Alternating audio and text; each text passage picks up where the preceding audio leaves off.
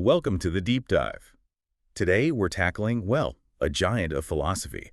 We're going deep into Plato's Republic. And it's more than just philosophy, isn't it? It's a response, a really powerful one, to a time of intense crisis. Absolutely. We're talking about ancient Athens, a place just ripped apart by war and, political chaos after the Peloponnesian War. It wasn't some abstract exercise for Plato. No, not at all. Think about it. This is a city where democracy kept collapsing into tyranny and then back again.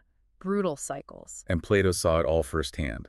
The sources we're using, mainly the Cambridge edition excerpts, really highlight this. His own family members, Critias and Charmides. Right, connected to Socrates, but also key figures in the 30 Tyrants regime, an oligarchy that was notorious for its violence. Thousands executed. And these guys, Plato's relatives, actually died fighting the Democrats who eventually took back control. Exactly. And then the irony is that restored democracy turns around and executes Socrates, Plato's mentor, partly because of those very connections. So Plato's looking at both sides. And seeing total failure. Oligarchy fails. Democracy fails. It's devastating. It really explains the urgency behind the Republic. It's not just building castles in the sky.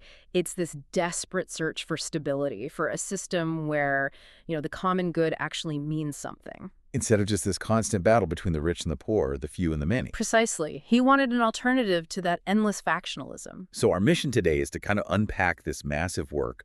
We'll look at those early ideas about justice, how Plato builds his ideal city, Callipolis, the really intense education he proposes. And that famous analysis of how political systems decay right down to tyranny. Exactly. We want to equip you, listening, with the core ideas, the framework that makes this text still so foundational, even after, 2,400 years? Okay, so let's really set the scene. This Athenian political crisis, the sources stress just how deep the divisions ran. Yeah, post-Peloponnesian War Athens, late 5th, early 4th century BCE. It's defined by this constant struggle, oligarchy versus democracy, wealth versus numbers. And it wasn't just theoretical debate. It meant real instability, coups, purges. Right. Democracy in Athens could be quite radical, extending power widely. But it was fragile. A bad war, economic stress. And the wealthy would try to seize control, or the masses would lash out. It sounds exhausting. It was. And Plato believed that in that kind of environment, you just couldn't pursue truth or justice properly. The city was too sick. So looking for a healthier model? He glances across the water, doesn't he? Towards Sparta. Ah, yes, the Spartan shadow. It definitely looms large over Callipolis, and you couldn't find two more different places than Athens and Sparta. Total opposites. Athens. Yeah. Open, commercial, valuing individual expression, citizen soldiers. Sparta. Closed, militaristic, communal living, focused entirely on eunomia, law and order. Their citizens are full-time warriors living off the labor of the helots, their state serfs. Very austere. And the connection gets really concrete with Plato's relative, Critias, and the 30 Tyrants. They actually tried to make Athens more Spartan, didn't they? They did. That's a crucial piece of context. Yeah. Critias's regime, short-lived as it was, consciously imitated Sparta. How so? Well, they made this list about 3,000 citizens who were basically their approved supporters, kind of like the elite Spartiates. Everyone else, disarmed. They targeted immigrants, political opponents. Wow, trying to impose that military discipline and exclusive rule onto Athens. Yeah, trying to purge the city. As they saw it, of course, it backfired spectacularly, lasted only months, ended in violence. So Callipolis isn't Plato saying, let's copy that tyranny. No, definitely not. It's more like he takes the principles he admired in Sparta, the specialization, the communal ethos for the ruling class, the rigorous education focused on character and discipline. And elevates them. He takes that idea of a dedicated elite, but makes them lovers of wisdom, not just war. Exactly. He philosophizes the Spartan model, aiming for justice through wisdom, not just military might. Okay, so before he can actually build this ideal city in theory, Socrates, his main speaker, has to sort of clear the ground. He starts by tackling existing ideas about justice. Right. In the early parts of the book, it starts quite simply with Cephalus, an old rich guy. What's his definition? Pretty conventional, really. Justice is paying your debts and honoring the gods. Basically, follow the rules, be respectable. It's the comfortable view of someone who's done well in life. Okay, seems straightforward enough. Then his son, Polemarchus, jumps in and makes it a bit more, political. Yeah. Justice is helping your friends and harming your enemies. That sounds very practical, very Greek maybe, in a world of alliances and feuds. Very much so. But Socrates immediately pulls it apart. He uses this argument about function, ergon. How does that work? He says, look, if you harm a horse, you make it worse as a horse, right? Less excellent. Okay. So if you harm a person, even an enemy, don't you make them worse as a human being? More unjust, perhaps. Huh. I see where he's going. And since the function of a just person can't be to make anyone less just or worse, then harming people can't be part of justice. It's a clever refutation. It really shifts the focus inward, doesn't it? Away from just external actions. It does, and that sets up the big clash with Thrasymachus. Ah, the sophist. He just kind of bursts in, doesn't he? Yeah, famously rude and impatient. Yeah. And he drops this bombshell definition. Which is? Justice is nothing other than the advantage of the stronger. Wow. So basically, might makes right. Laws are just tools the ruling class uses to keep power. Exactly. It's incredibly cynical, very power politics focused. Sounds almost modern in a way. How does Socrates handle that? He uses another analogy, comparing ruling to a craft or skill, like medicine or shepherding. Does a doctor practice medicine for his own benefit or the patient's? The patients, ideally. Right. Does a shepherd manage the flock for his benefit or the flock's? Well, ultimately his own, maybe, but day to day, the flock's health. Socrates focuses on the immediate aim of the craft itself. The art of ruling, he argues, must aim at the good of the governed, the weaker party, not the practitioner. Thrasymachus isn't really convinced. He kind of grumbles off. But the debate isn't over, because Plato's own brothers, Glaucon and Adeimantus, step up. And this is where the core challenge of the whole Republic really gets formulated. They say, okay, Socrates, maybe you beat Thrasymachus in argument, but let's be honest. Most people don't think justice is good in itself. Right. They only do the right thing because they have to, or because it gets them a good reputation or avoids punishment.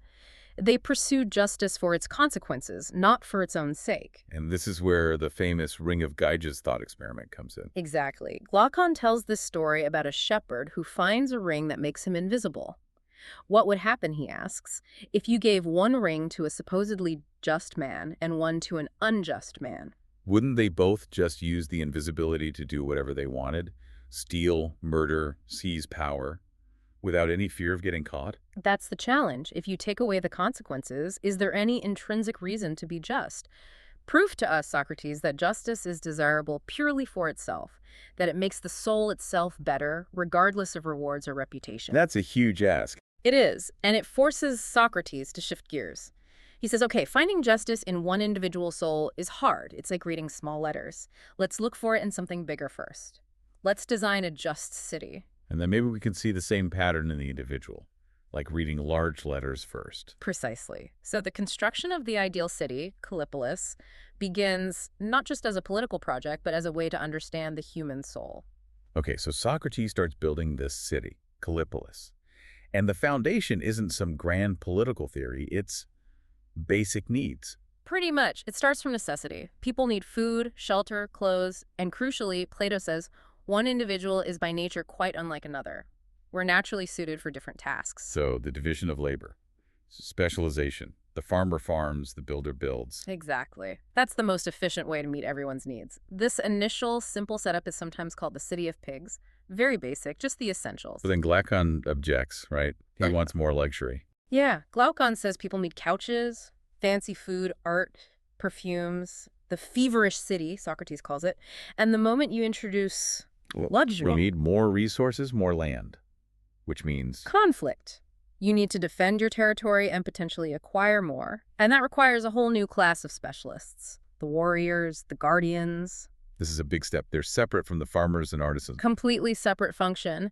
And their nature, Socrates says, has to be really specific, almost paradoxical. How so? They need to be spirited, thermos-fierce, aggressive towards enemies, but towards their own citizens. Gentle, protective. He uses that analogy of a pedigree hound, right? Fierce to strangers, loyal to the family. That's the one. But then he adds another layer, which is really distinctively Platonic. They don't just need spirit. They need to be philosophers, lovers of wisdom. Why does a soldier need that? Because, Plato argues, how else do they reliably know who is a friend and who is an enemy? A dog might rely on familiarity, but a true guardian needs knowledge. They need to understand the nature of the city, the principles of justice. It requires an innate love of learning to make those judgments correctly. Okay, so you find people with this spirited and philosophical nature. Then comes the upbringing. And this is where it gets, well, pretty controversial. The education system. Definitely. It's incredibly detailed and, from our perspective, quite authoritarian. It starts, interestingly, not with physical training, but with what he calls music and poetry. Which means more than just songs, right? It's like culture, literature, stories, art. Exactly. Broad cultural formation. And Plato's absolutely insistent that this is where you start, because the young soul is like soft wax. You can impress anything onto it. So you have to control what gets impressed, which leads to censorship. Massive censorship. It's quite shocking, really. First, he targets the stories about the gods, theology. What's wrong with the traditional myths? Homer, Hesiod. That was their Bible, wasn't it? It was. But Plato says those stories are full of lies. Gods fighting, scheming, changing shape, deceiving humans, behaving badly. He wants God, or the divine, to be portrayed as purely good. Purely good, unchanging, and always truthful. Never the source of evil or deception. His reasoning is, if the guardians grow up thinking the gods are fickle or unjust, how can you expect them to be reliably just and stable? You have to model perfection. So outgo large chunks of their most important literature. What about morality in stories? Same rigorous approach. Anything that makes the guardians fear death, banned. Stories about the terrors of the underworld, gone. Gotta make them courageous. Okay. Anything that shows heroes or gods giving way to excessive grief, uncontrollable laughter or lamentation, also banned. Especially the grieving that's for women and cowardly men, he says, not for guardians who need self-control. Wow. Shaping character by strictly limiting the emotional range they're exposed to. Exactly. And it extends right down to the actual music, the rhythms and harmonies. Right. He only allows certain musical modes. Only two, in fact. The Dorian and the Phrygian. Why? Because he believed they imitated the sounds and rhythms of courageous, temperate, orderly men. And the other modes, the ones associated with mourning or relaxation or drinking parties. Banned. The Mixolydian, the Ionian, the Lydian, all out. Plato thought rhythm and harmony sink deep into the soul. Control the music, and you instilled grace, proportion, austerity. You basically tune the soul itself. So the education molds them internally? What about externally? How do you stop them from becoming corrupt once they have power? That's where the communal lifestyle comes in. This is maybe even more radical than the censorship. No private property? Barely any. Just essential personal items, no private houses. They live together in barracks, eat together in communal messes. And no money. No gold or silver. Forbidden to even touch it. They receive their sustenance, just what they need from the producing class as a kind of annual wage or levy. Why such extreme measures? To prevent self-interest from taking over. Plato's terrified that if the guardians get a taste for private wealth, they'll stop being guardians of the whole city and become basically wolves preying on the sheep. They'll turn into an exploitative oligarchy. Keep them poor to keep them focused on the common good. Essentially, yes. But then he takes it even further to the most radical step. The wives and children in common. Yeah. Yes. This usually shocks people the most. No traditional families for the guardians. Why on earth not? For the sake of unity, absolute unity. Plato wants the guardians to think of the entire city, or at least their entire class, as one family. He uses this mind test. They should all rejoice at the same successes and grieve at the same failures because they feel it collectively. And private families. They create divided loyalties. Exactly. Concerns about your own spouse, your own kids, your family property. Plato thinks this inevitably tears the city apart. Lawsuits between families, favoring your own relatives, inheritance disputes, all that disappears if the family structure itself disappears for this class. It's incredibly ruthless social engineering. It is. And it requires something else too, doesn't it? A kind of state-controlled breeding program. Yeah, the eugenics aspect. How does that work? Well, the rulers, the best of the guardians, are supposed to arrange the pairings. They'll bring the men and women together at these festivals, supposedly using rigged lotteries, to ensure that the best men breed with the best women as often as possible. And the children. Taken away at birth to communal nurseries. The parents aren't supposed to know for sure who their biological children are, and the children aren't supposed to know their parents. So everyone in that generation of guardians feels like a parent to all the children, and all the children feel like siblings. That's the goal. One giant, unified family. Eliminate private loyalties, breed the best stock, ensure absolute cohesion. It's the ultimate attempt to prioritize the state over the individual or the private family unit. Okay, so we've built this highly structured, tightly controlled city. Now we get to the absolute pinnacle, the linchpin of the whole system. The philosopher king. That famous and often mocked claim.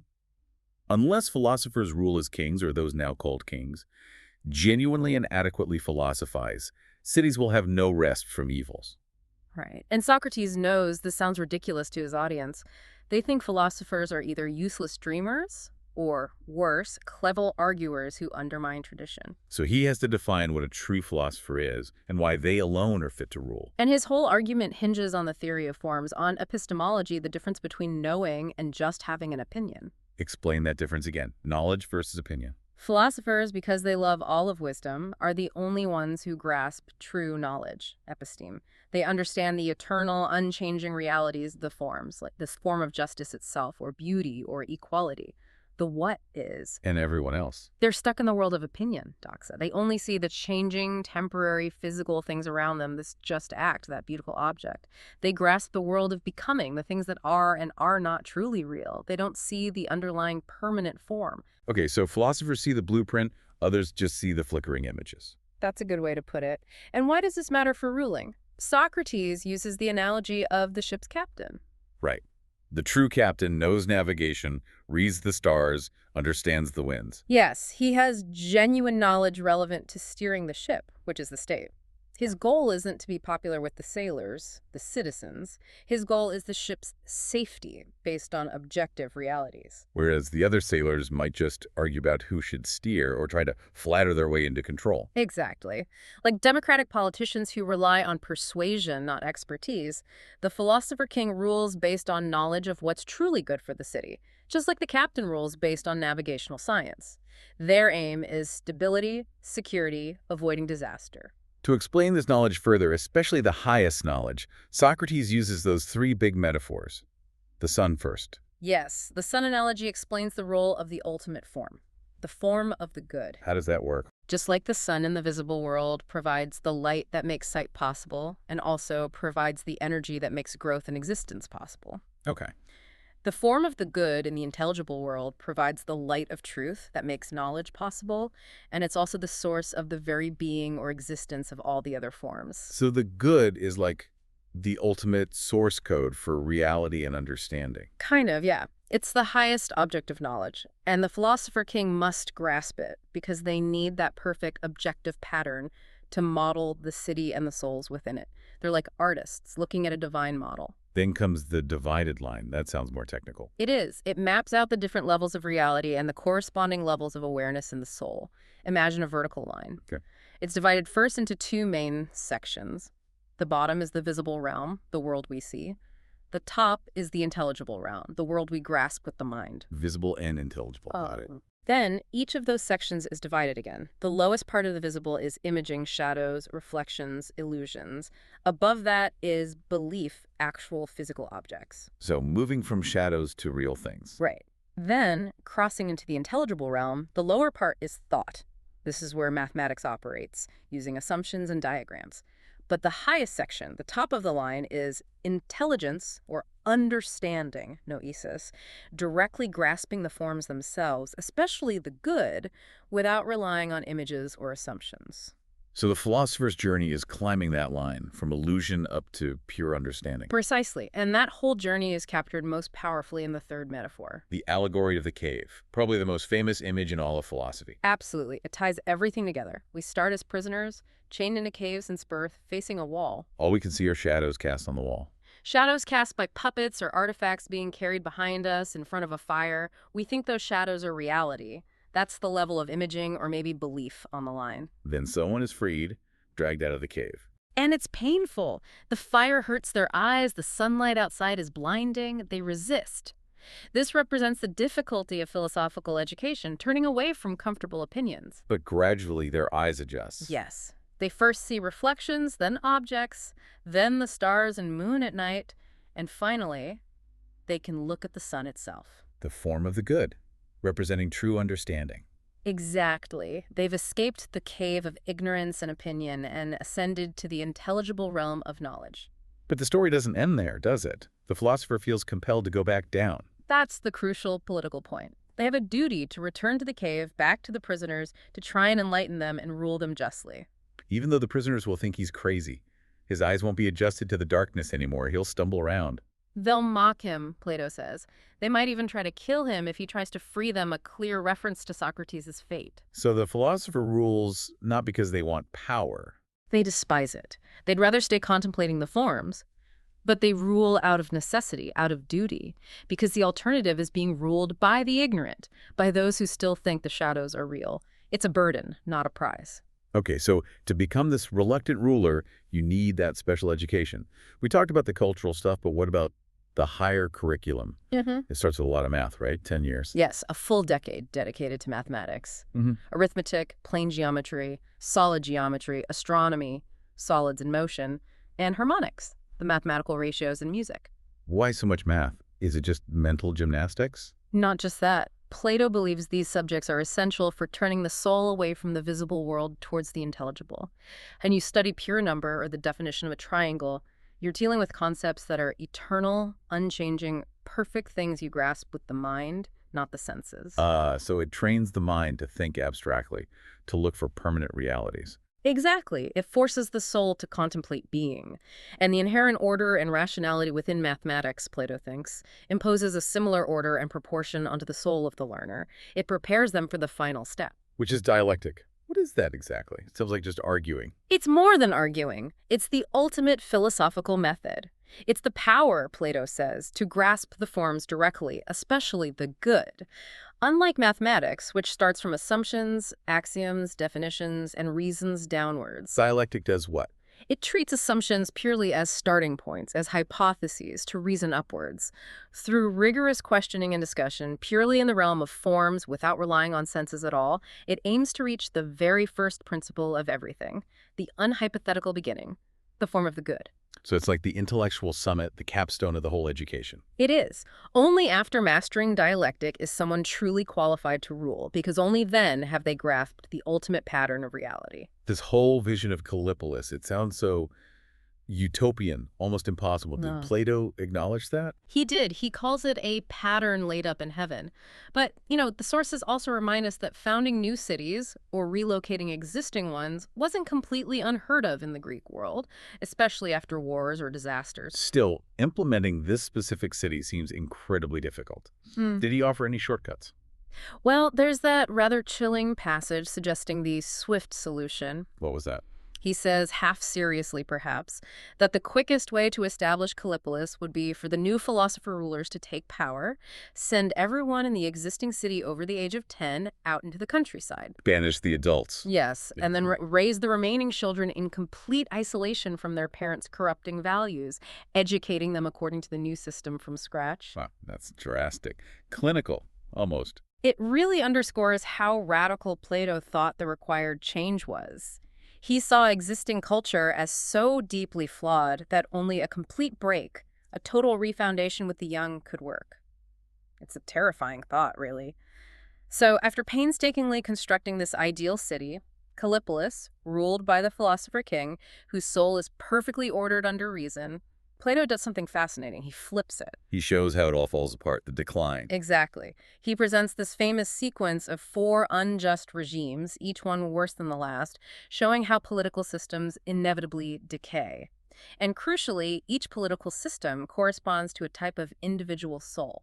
So the city's structure mirrors the soul's structure. That link is key. Absolutely. The whole descent illustrates what happens when reason loses control, both in the state and in the individual. Where does the decline begin? How does the perfect city start to crumble? It starts, interestingly, with a mistake in the eugenics program. The rulers fail to calculate the nuptial number correctly for breeding. Seriously, a math error. Well, it symbolizes a failure of reason. They produce a generation of guardians who aren't quite up to par, maybe more spirited or desirous than philosophical. This leads to the first degenerate regime, teamocracy. Democracy rule based on TML, honor, like Sparta, maybe. Very much modeled on Sparta, the ruling class becomes more focused on military glory, reputation, and honor than on wisdom. There's still discipline, but philosophy starts to fade. And this democracy isn't stable either. No, because the love of honor secretly allows the love of wealth to grow. The rulers start acquiring property privately. This leads inevitably to the next stage, oligarchy. Rule of the few, based on wealth. Right. The defining feature is a property qualification for holding office. Money becomes the measure of all things, not virtue or wisdom. And what does this do to the city? It splits it in two. You have the very rich rulers and the very poor masses. Constant tension, resentment. And Plato says oligarchy introduces a terrible new element into the city. The drone. What's that? The drone is the impoverished citizen. Because the oligarchs allow people to sell all their property, you get this class of people with no means, no stake in the city, often turning to crime. They're like useless drones in a beehive, Plato says. And the oligarchic man. What's his soul like? Governed by the necessary money-making desires. He's thrifty, hardworking for himself, but often mean. He hoards his wealth, suppresses other desires, but might indulge them secretly if he can spend someone else's money. Reason and spirit are enslaved to profit. Okay, so a city divided, ruled by greed. What comes next? Democracy. The poor, seeing the oligarchs become soft, decadent, and weak, especially their spoiled children, eventually rise up and overthrow them. Power to the people. Sounds good, right?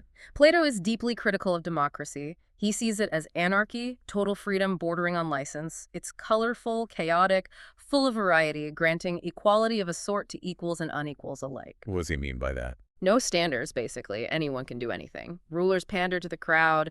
The old imitate the young to seem agreeable. Discipline collapses. Everyone just lives however they please from moment to moment. And the democratic man reflects this chaos internally. Perfectly. His soul is like the democratic city ruled by no single principle. All desires necessary and unnecessary, good and bad, are treated as equal. So one day he's dieting, the next he's feasting. One day philosophy, the next. Exactly. Whatever pleasure comes along, chosen as if by lot, rules for the day. He thinks this anarchy is freedom, this lack of principle is versatility. His soul is empty of true learning or stable values, just swayed by momentary whim. It sounds incredibly unstable. It is, and according to Plato, this insatiable desire for absolute freedom and democracy leads directly to the worst regime of all. Tyranny. How does that happen? The excess of freedom leads to lawlessness. The drones become influential, stirring up trouble. The people, desperate for order, look for a champion, a strong leader to protect their interests against the rich or other factions. And this champion becomes the tyrant. Yes. He starts by being popular, maybe canceling debts or redistributing land. But soon he needs a bodyguard. He starts purging enemies. He demands absolute power to protect the people and ends up enslaving them. The city that craved freedom above all else ends up in the deepest servitude. And the tyrannical man. What rules his soul? This is the most terrifying portrait. His soul isn't ruled by reason or spirit or even the necessary desires of the oligarch. It's dominated by one single monstrous, lawless master. Eros, in the sense of an overwhelming, obsessive lust or desire. Like one master passion that takes over everything. Yes. A wild, lawless desire that would normally only surface in dreams, Plato says, now rules his waking life. It drives him to satisfy its every whim, leading him into debt, crime. Theft, fraud, even against his own family. Yes, Plato says he'll steal from his parents, even resort to violence against them to feed this insatiable inner tyrant. He's a slave to his own worst impulses even before he takes political power. And when this kind of man actually becomes the ruler, it's a nightmare for the city. He has to constantly stir up trouble, wage wars to keep the people dependent on him and distracted. He eliminates anyone brave or wise who might challenge him. He surrounds himself with foreign mercenaries and freed slaves who owe him everything. So the city under a tyrant is the most enslaved and unhappy city. Exactly. And the tyrannical individual, ruled internally by this monstrous lust, is the most wretched and unhappy soul. Which leads Plato to his final dramatic judgment on justice and happiness. He actually tries to quantify it. He does. It's quite extraordinary. He declares the just man, the philosopher king, whose soul is ordered by reason, is the happiest. The tyrannical man is the unhappiest. And then he calculates the distance between them. And the number is 729. 729 times more pleasant or less unpleasant is the king's life compared to the tyrant's. He calls it a horrendous piece of arithmetic. Where does that number even come from? It sounds so arbitrary. It's not arbitrary to Plato. It's rooted in his structured view of the soul and pleasure. There are three parts of the soul: reason, spirit, desire, corresponding to three types of pleasure: learning, honor, gain. Okay. The kingly man experiences the true pleasure of reason. The timocrat honor is one step removed. The oligarch gain is 2 steps removed. Plato argues the tyrant is 3 steps removed from the true order, representing perhaps the 3 parts of the soul all being corrupted, or the third dimension of solid reality away from a linear truth. So 3 steps away? Mm-hmm. How does that get to 729? He seems to see the distance as multiplicative. The oligarch is maybe 3 times removed from the king, representing the 3 soul parts pleasures. The democrat further, the tyrant furthest. He squares the distance between the king and the oligarch, 3 squared 9, representing the surface distance. Then he cubes that number, 9 cubed, or $9, 9 times 99, to get 729, representing the solid volume of unhappiness or distance from true pleasure. Wow. So it's a mathematical metaphor for the sheer depth of the tyrant's misery compared to the philosopher's well-ordered happiness. Exactly. It's his way of emphasizing that the internal order of justice isn't just slightly better, it's geometrically, fundamentally better and happier than the internal chaos of tyranny. Well, that was quite a journey. From the chaos of Athens through building the ideal city, educating the philosopher king, and then watching it all inevitably decay. It really covers so much ground. We've seen Plato's detailed blueprint for perfect order, both in the state and in the individual soul, all based on reason, specialization, that rigorous education. And then that incredibly stark analysis of decline. How letting honor or wealth, or ultimately just chaotic freedom take over, leads straight down the path to tyranny. And the core message really comes back to the individual soul, doesn't it? Justice is internal health, harmony, reason ruling with spirit as its ally over the desires. Injustice is just civil war inside yourself. It makes you think. That framework he lays out for political decay, driven by these unchecked human desires for money, status, or total liberty, you can definitely see echoes of that playing out in history, even today, can't you? Absolutely. When you look at societies struggling with extreme inequality or political polarization, or maybe a culture saturated with fleeting desires, Plato gives you a powerful, sometimes uncomfortable lens to analyze the underlying dynamics, the psychic roots of it all. The text itself, the source material, actually concludes with something quite different, doesn't it? The myth of Yes, a story about the afterlife, reincarnation, and the choices souls make between lives. It adds this whole cosmological dimension. And what's the key takeaway from that myth in the context of justice? Well, it reinforces that the just life is the happiest life, here and now. But it also shows souls choosing their next lives. And often, those who suffered tyranny choose humble, private lives, while those who are virtuous without true philosophy sometimes make terrible choices because they lack real understanding. Philosophy becomes the only reliable guide for navigating eternity, not just politics. It leaves you with a pretty profound question then. If understanding, if philosophy is the only real safeguard against falling into these cycles of personal and political self-destruction, what's the equivalent for us today? What kind of sustained effort, what 10-year commitment to understanding and ordering our own souls are you willing to make? That's the challenge Plato leaves us with, isn't it? Long after the debates about communal wives or censoring poets have faded, that question about the health of your own inner city remains.